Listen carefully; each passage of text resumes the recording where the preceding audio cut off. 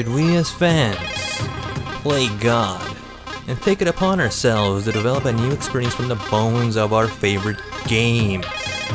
Do we know better than the original creators? Just because we want more, should we get what we want? This is Fanmade Fandomonium.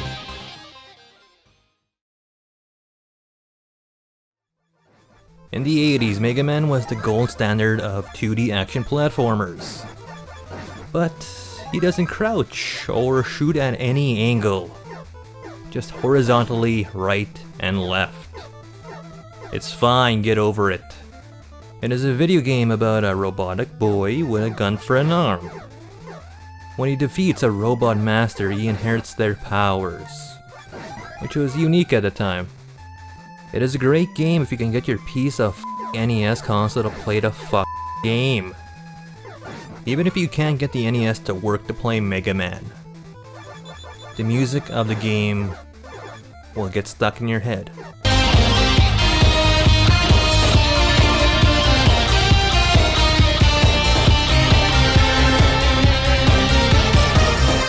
Mid-level bosses, mid-level.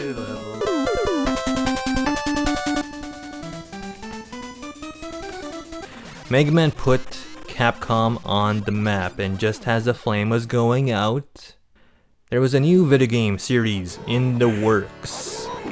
In the 90s, Street Fighter 2 hit arcades. It literally gave birth to the tournament fighter genre. Let's not mince words here. Down, forward, quarter circle, punch, Hadouken! Now, what happens when you pull the Street Fighter world into the 8-bit Mega Man world? 8-bit NES-styled Mega Man sprites for everyone! If that wasn't done to death on the internet already. And 8-bit Street Fighter music. Music I'm actually quite sick of. Now the game is what you would expect from an 8-bit styled Mega Man game. You play as the Blue Bomber, you platform through levels, killing everything as you like, and the boss fights happen to be with Street Fighter characters, which is fun, actually. This is a fan-made game, completely free, completely signed off by Capcom. How is it? It is a blend of Mega Man 3 and 8. There are 8 classic Street Fighter challengers to contend with. Some of the stage design is very off-putting at first glance. The one major criticism I'm going to say is, the stages are a little too short. Takes about 2 minutes and 30 seconds to reach Urine, takes 3 minutes to reach Dhalsim, and I find Dhalsim's sprite animations to be the best thing ever. Another 3 minutes to reach Ryu. 3 minutes and 50 seconds to reach Rose. Yes, the Street Fighter challengers are all very charming with their sound bites, animations, and powers. Can't take that away from the game. The general stage design is much more open than it was in Mega Man 1 and 2, where it's very tight, very gritty, and not just running on a straight track, to one end, to another. How is the music?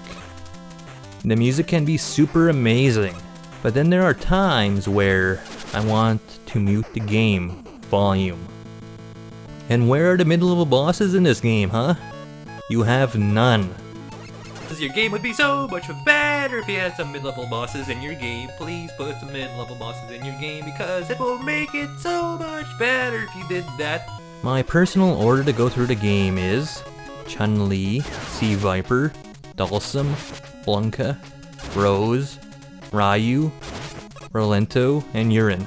Now Mega Man still feels like a moving block with no grace to speak of. The speed of his running animation is the same, and jumping, shooting, and sliding is what it should be, but he looks very out of place in these settings. The designer wanted you to be playing on HD displays, and the visuals complement that, which is an odd choice. Where Mega Man 9 and 10 go hard with the NES look, those games honestly look identical to my NES games.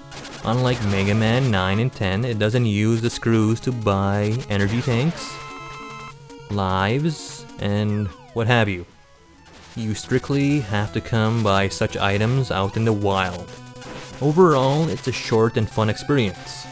But it isn't the same as the games that precede it. SFX-MM lacks a crucial fundamental game design that's very evident in the older games, I find.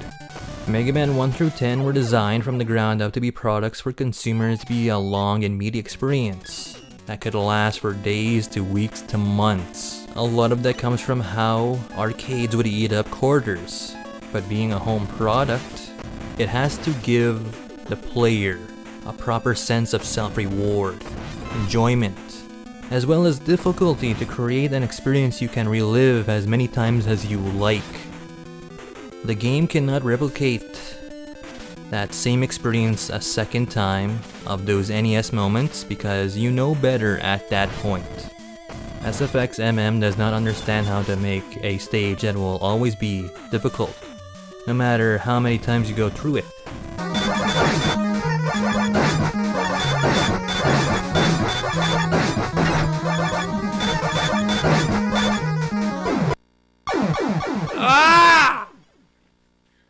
In the older games, you can spend a whole hour on one stage or more with nothing to show for it. And the game has no to give. The kindest things I will say about this game, the boss fights with the Street Fighter challengers are fun. And I like a lot of the music. Unfortunately, SFX-MM happens to be a fan-made Frankenstein project, regardless. In other words, make a harder game that knows what it's doing with its visuals, but it's worth a look. And don't forget, it's free. Can't beat that price.